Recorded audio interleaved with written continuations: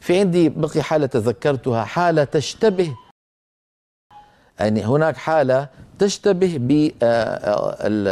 بالمد الذي له سببان، أو بالأحرى اجتماع أكثر من سبب على حرف مد واحد، قاعدة أقوى السببين. ما هي هذه الحالة؟ الوقف على نحو قوله تعالى مثلا من السماء ماء، ماء، وأصلها ماء، فلما وقفنا عليها أبدلنا التنوين ألفا، وصادف أن كان قبل هذا التنوين همزة، فشكلت الهمزة مع الألف المنقلبة عن تنوين ما يشبه البدل ماء.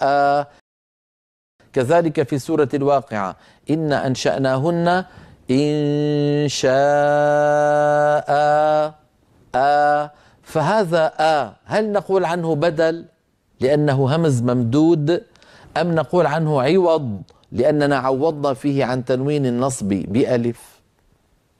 هل نقول اجتمع على هذه الألف، يعني كما نقول اجتمع عليها أكثر من سبب؟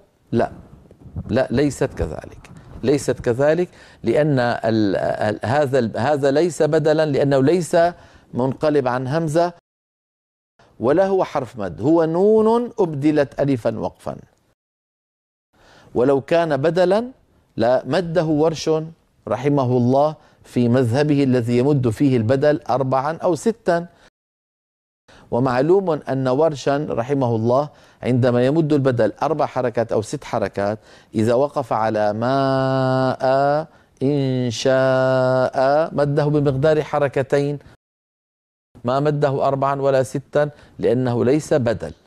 لماذا ليس بدل؟ الألف هنا منقلبة عن نون، فلا تشتبه عليكم هذه الحالة، وليست داخلة في قاعدة أقوى السببين.